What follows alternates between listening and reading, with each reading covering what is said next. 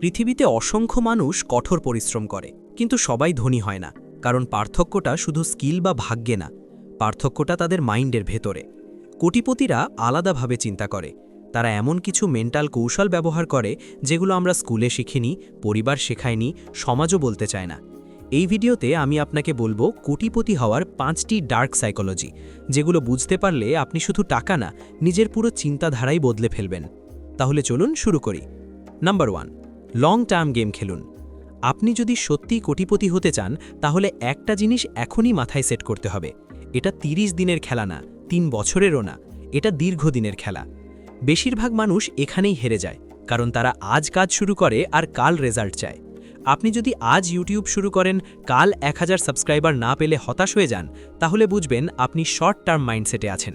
কোটিপতিরা আলাদা চিন্তা করে। তারা প্রথম 1 থেকে 2 বছর শুধু শেখে, ভুল করে, নিজেকে আপগ্রেড করে।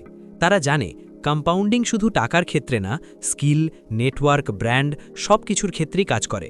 আপনি যদি 5 বছর এক কাজে কনসিস্টেন্ট থাকতে পারেন, তাহলে আপনাকে থামানো প্রায় অসম্ভব। ডার্ক সাইকোলজি হলো তারা তাৎক্ষণিক সুখ ত্যাগ করে ভবিষ্যতের স্বাধীনতার জন্য। আপনি আজ একটু বেশি কষ্ট করলে ভবিষ্যতে আপনি স্বাধীনতা পাবেন। সিদ্ধান্তটা আজ আপনার। Number 2, network equal to net worth. আপনি যদি প্রতিদিন এমন মানুষের সাথে সময় কাটান যারা শুধু অভিযোগ করে, রিস্ক নিতে ভয় পায়, বড় স্বপ্নকে নিয়ে হাসাহাসি করে, তাহলে ধীরে ধীরে আপনার ভেতরের আগুনও নিভে যাবে। এটা কঠিন সত্য। কোটিপতিরা এই জায়গায় খুব ক্যালকুলেটেড। তারা জানে সঠিক মানুষ মানে সঠিক সুযোগ। আপনি একা 5 বছরেও যে জায়গায় পৌঁছাতে পারবেন না, একটা শক্তিশালী কানেকশন হয়তো আপনাকে 6 মাসে সেখানে নিয়ে যেতে পারে। আপনি যদি সত্যি বড় হতে চান, তাহলে শুধু স্কিল না, আপনার সার্কেলও আপগ্রেড করতে হবে। মনে রাখবেন, সুযোগ সাধারণত অচেনা মানুষের হাত থেকেই আসে। তাই নিজেকে সামনে আনতে হবে, কথা বলতে হবে, ভ্যালু দিতে হবে। কারণ শেষ পর্যন্ত আপনার নেটওয়ার্কই আপনার নেটওয়ার্থ নির্ধারণ করে। নাম্বার 3, সময়কে টাকার চেয়ে বেশি গুরুত্ব দিন। আপনি যদি এখনও সময় বিক্রি করে টাকা ইনকামের চিন্তায় আটকে থাকেন, তাহলে আপনি সীমিত আয়ের গেম খেলছেন। কারণ সময় সবার জন্য 24 ঘন্টাই। কোটিপতিরা খুব তাড়াতাড়ি একটা জিনিস বুঝে যায়, টাকা হারালে আবার কামানো যায়, কিন্তু সময় একবার গেলে আর ফিরে আসে না। আপনি যদি সব কাজ নিজে করতে চান, তাহলে আপনি আসলে নিজের গ্রোথ আটকে দিচ্ছেন। ধনী মানুষরা অটোমেট করে, সিস্টেম বানায়। তারা ভাবে এই কাজটা কি আমার 1 ঘন্টা সময়ের যোগ্য? যদি না হয়, তারা অন্য কাউকে দিয়ে করায়। ডার্ক সাইকোলজি হলো তারা নিজের সময়কে খুব দামি ভাবে। আপনি যদি নিজের সময়কে সস্তা ভাবেন, পৃথিবীও আপনাকে সস্তা দামেই কিনবে। তাই প্রশ্ন করুন, আপনি কি ব্যস্ত নাকি প্রোডাক্টিভ? আপনি কি সারাদিন কাজ করছেন নাকি এমন কাজ করছেন যা ভবিষ্যতে বড় ফল দেবে? মনে রাখবেন, ধনী মানুষরা ঘড়ির কাঁটার পেছনে দৌড়ায় না, তারা এমন সিস্টেম বানায় যেখানে টাকা তাদের জন্য কাজ করে। নাম্বার 4, কমফর্ট জোন থেকে বেরিয়ে আসুন। কমফর্ট জোন খুব ভয়ঙ্কর একটা ফাঁদ। এখানে ঝুঁকি নেই, ভয় নেই, ব্যর্থতার লজ্জা নেই, কিন্তু গ্রোথও নেই। আপনি একই রুটিনে, একই চিন্তায়, একই ইনকামে আটকে থাকেন। কোটিপতিরা ইচ্ছে করে এমন কাজ বেছে নেয় যেগুলো করতে ভয় লাগে। নতুন বিজনেস শুরু করা, পাবলিকলি কন্টেন্ট বানানো, বড় ইনভেস্টমেন্ট নেওয়া, এগুলো সবই অস্বস্তিকর। কিন্তু এখানেই গেম চেঞ্জ হয়। আপনি যদি সব সময় নিরাপদ থাকেন, তাহলে আপনার ফলাফলও নিরাপদই থাকবে।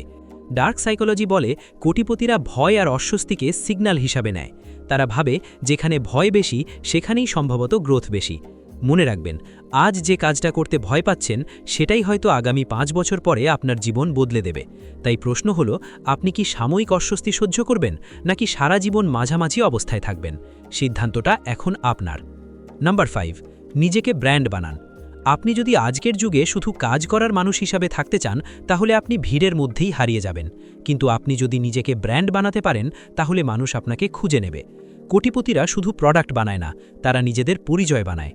আপনি যদি চান মানুষ আপনার থেকে কিনুক, আপনার সার্ভিস নিক, তাহলে আগে আপনাকে দৃশ্যমান হতে হবে। সোশ্যাল মিডিয়ায় নিজের জ্ঞান শেয়ার করুন, নিজের অবস্থান পরিষ্কার করুন।